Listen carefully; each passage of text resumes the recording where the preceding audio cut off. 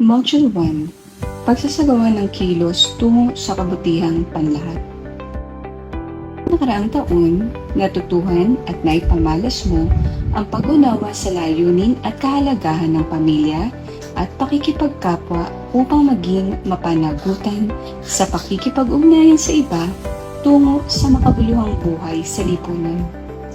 Ngayon, tuturuan at gagabayan ka ng asignaturang edukasyon sa pagpapakatao na maipamalas ang pag-unawa sa mga konsepto tungkol sa lipunan at paggawa bilang paglilingkod tungo sa tamang pagpili ng kurso o hanap buhay na magiging makabuluhan at kapaki-pakinabang sa iyo at sa lipunan.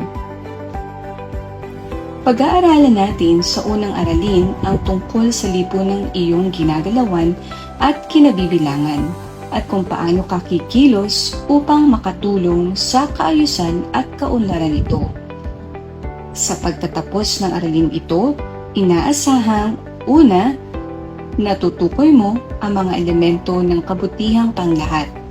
Ikalawa, nakapagsusuri ng mga halimbawa ng pagsaalang-alang sa kabutihang panglahat sa pamilya, paaralan, pamayanan o lipunan. Ikatlo, mahihinuha ang batayang konsepto ng aralin. At ang ikaapat, na isasagawa ang isang proyekto na makatutulong sa isang pamayanan o sektor sa pangangailangang pangkabuhayan, pangkultural at pangkapayapaan. Bago natin pag-usapan ang konsepto ng kabutihang panglahat at ang mga elementong nakapaloob dito, mahalagang balikan natin ang wastong pagkaunawa sa salitang lipunan. Lipunan, ito ay tumutukoy sa isa o higit pang grupo ng mga tao na permanenteng naninirahan sa isang lugar na pinakikilos ng iisang layunin tungo sa pagkakamit ng kabutihang panglahat. Sa makatuwid, ang konsepto ng kabutihang panglahat ay nakapaloob sa natural na kalikasan ng lipunan. Makakamit lamang ang kabutihang panglahat kung ang bawat isa ay makikipamuhay sa kapwa-tao. Hindi ito makakamtan ng mag-isa. Nabubuhay ang tao hindi lang para sa kanyang sarili, kundi para sa ibang tao. Magandang tingnan natin ang mayamang kahulugan ng salitang lipunan. Una, makikita natin ang salitang lipon o grupo ng mga tao. At ang pangalawa, makikita natin ang salitang ipon na maaaring magbigay sa atin ng ideya na sa loob ng lipunan tayo ay nag-iipon ng mga karanasan marahil na ginagamit natin upang maging mabuting tao na makatutugon sa hamon ng pagkamit ng kabutihang panglahat. Sa patuloy nating pakikipag-ugnayan sa ibang tao, nagiging madali para sa atin ang pagtugon sa ating mga sariling pangangailangan at tayo rin ay nagiging instrumento para sa iba sa pagkamit nila ng kanilang mga pangangailangan. Ito ay tinukoy ni Manuel D. na likas na hangganan ng pakikipag-ugnayan at pakikipamuhay na magpapatibay rin ng idea ni Santo Tomas Aquinas na ang layunin ng pagkakalikha ng tao ay nakakamit sa pamamagitan ng pakikipagkapwa. Kabutihang panlahat. Sa ating demokrasyang lipunan, nakabubuo tayo ng mga desisyon kapag nakuha natin ang kapasyahan ng mas nakararami o majority. Ang tanong, nakakamit rin ba natin ang kabutihang panglahat? Pareho ba ang konsepto ng kabutihan para sa nakararami at kabutihang panglahat? Madaling unawain na ang kabutihan para sa nakararami ay agarang pagsang-ayon na ang hindi nakararami o minority ay hindi nagkakamit ng kabutihan. Halimbawa, ang usapin ng pagbabalik sa parusang kamatayan, maaaring sa pagpataw ng parusang ito ay mababawasan ang krimen. Subalit ang kamatayan ba ng taong ito ay makapagtutulot ng kabutihang panglahat? Halimbawa naman, sa hangarin nating makuha ng tamang gamot o bakuna laban sa COVID-19, nagboluntaryo ang taong ito na mapatawan ng parusang kamatayan na gamitin ang kanyang sarili para sa testing ng ginagawang gamot. Maging matagumpay man o maging sanhi ng kanyang agarang kamatayan ng testing, ito ba ay magdudulot ng kabutihang paglahat? Ayon sa tala ng Simbahang Katoliko na nakasaad sa Catechism of the Catholic Church o CCC, ang kabutihang panglahat ay ang kabuuan ng mga panlipunang gawain na nagtatakda sa lahat ng tao, nag-iisa man o pangkat na makamit nila ang katuparan ng kaganapan ng kanilang pagkatao. Elemento ng kabutihang panlahat. May 3 elemento ang kabutihang panglahat ayon sa Katesismo ng Simbahang Katolika. Una, pagrespeto sa kapwa-tao. Nakapaloob ito sa itinakda ng saligang batas ng lahat ng mga namumuno o pinamumunuan sa loob ng isang lipunan ay obligadong gumalang sa mga pangunahing karapatan ng bawat tao. Kinakailangan magkaroon ng pagkakataong matupad ng bawat isa ang kani-kanyang misyon. Ikalawa, pagpapaunlad ng lahat ng tao. Inaasahang ang mga namumuno ay makapagpapasya at makapili alinsunod sa konsepto ng kabutihang panglahat ng mga gawaing magbibigay sa bawat tao ng pagkakataong makapamuhay bilang isang ganap na tao. At ikatlo, kapayapaan. Inaasahang ang mga itinalagang mamumuno sa lipunan ay magkaroon ng tunay na hangaring magampanan ang kanilang obligasyon sa pagkamit at pagpapanatili ng kapanatagan at seguridad ayon sa tawag ng katarungan. Ayon pa sa Katesismo ng Simbahang Katolika, ang kabutihang panglahat ay palaging nakatuon tungo sa pagpapaunlad ng lahat ng tao. Kinakailangang maging mas matimbang ang kahalagahan ng tao kaysa sa kahalagahan ng anumang bagay sa mundo.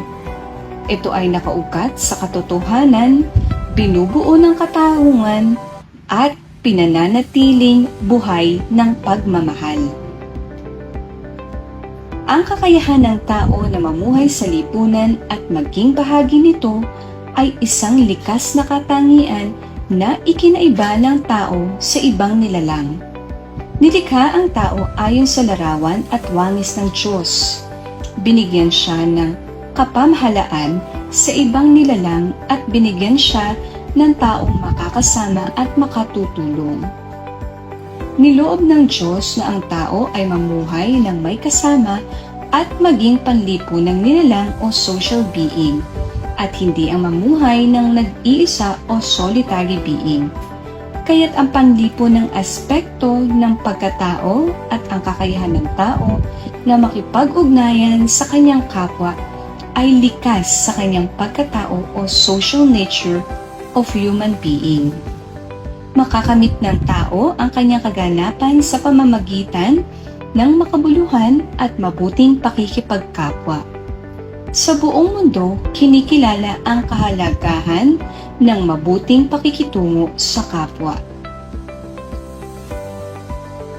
Marami sa mga relihiyon sa buong mundo ang naniniwala sa kahalagahan ng mabuting pagtrato o pakikitungo sa kapwa, o Golden Rule, tulad ng huwag mong gawin sa kapwa mo ang ayaw mong gawin sa iyo. Mahalin mo ang kapwa mo gaya ng pagmamahal mo sa iyong sarili. Makitungo sa kapwa na parang gusto mo ring pakitunguhan ka. Naipakita rin sa parabola ng mabuting Samaritano kung sino ang ating kapwa at kung paano tayo dapat makitungo sa ating kapwa. May paggalang at pagmamahal. Ang pakikipagkapwa ay nagpapatatag ng mga bertud ng katarungan o justice at pagmamahal o charity. kailangan ang katarungan upang maibigay ang nararapat. Walang iba kundi ang paggalang sa kanyang dignidad. Subalit mayroong mga bagay na maaari nating ibigay ng higit pa sa itinakda ng karapatan at katarungan. Ito ay ang mga bagay na ayon sa ating pagmamalasakit at pagmamahal sa kapwa. Mga hadlang sa pagkamit ng kabutihang panglahat. Una, nakikinabang lamang sa benepisyong hatid ng kabutihang panglahat, subalit tinatanggihan ang bahaging dapat gampanan upang mag-ambag sa pagkamit nito. Ang mahalaga sa kanya ay ang pakinabang na kanyang makukuha sa kabutihang panglahat na nagmumula sa malasakit at sakripisyo ng iba. Nakikinabang lamang siya, subalit walang ambag o pakinabang na nanggagaling sa kanya. Ikalawa, individualismo. Ibig sabihin, ang paggawa ng tao ng kanyang personal na nais o naisin. Ito ay ang pagnanais ng taong maging malaya sa pagkamit ng pansariling tunguhin nang walang ibang nanghihimasok o nakikialam sa kanya. Ayaw ng taong ganito na magambala ang kanyang personal na buhay. Nagnanais na mapag-isa. Ikatlo, ang pakiramdam na siya ay nalalamangan o mas malaki ang naiaambag niya kaysa sa nagawa o nagkagawa ng iba. Upang mapanatili ang kabutihang panglahat, hinihingi sa ilan ang mas malaki at mabigat na pananagutan kaysa sa iba. Halimbawa, upang kayanin ng mga mahihirap ang pagbili ng produkto, kailangan tanggapin ng negosyante ang mababang tubo o kita mula sa mga produktong kanilang itinitinda. Mga kondisyon sa pagkamit ng kabutihang panglahat. Ayon kay Joseph Tutore sa kanyang aklat na Social Morals. Una, ang pangunahing karapatan ng tao ay nararapat na pangalagaan. Ikalawa, ang lahat ng tao ay dapat mabigyan ng pagkakataong makakilos ng malaya gabay ang dialogo, pagmamahal at katarungan. At ikaapat, ang bawat individual ay nararapat na mapaunlad patungo sa kanyang kaganapan. Yan, natapos na natin ang unang module. Binabati kita sa matagumpay na pagtatapos ng una at pangalawang linggo. Isa buhay at isa puso ang naunawaan at natutunan mula sa aralin. Maging mabuting kabahagi ng lipunan, simulan sa sarili at ibahagi sa pamilya.